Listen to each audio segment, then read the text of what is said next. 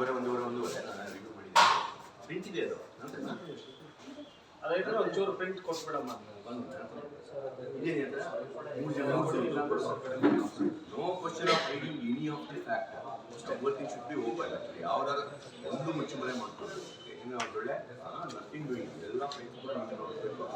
ಏನು ಕೆಲಸ ಮಾಹಿತಿ ಕೊಡಬೇಕು ಗೊತ್ತಾಗಿಲ್ಲ ನನಗೆ ಕೇಳಿ, ಇಲ್ಲ ನಿಮ್ಮ ನೀವು ಹೊಸ ಇದೆಯಲ್ಲ ಸೀನಿಯರ್ ಹೇಳಿ ಕೂತ್ಕೊಂಡು ಎಲ್ಲ ಮಾಹಿತಿ ಕೊಡಬೇಕು. Nobody should leave the office. Permission ಇದೆಲ್ಲ ಊಟ ಇಲ್ಲೇ ತರಿಸ್ಕೊಂಡು ಮಾಡಿ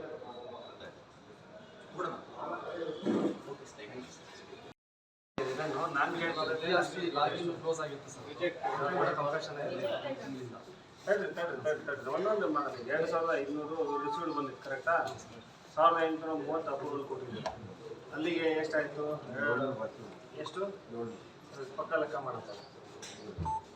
700 ಏನಕ್ಕೆ ಬಾಕಿ ಉಳಿದು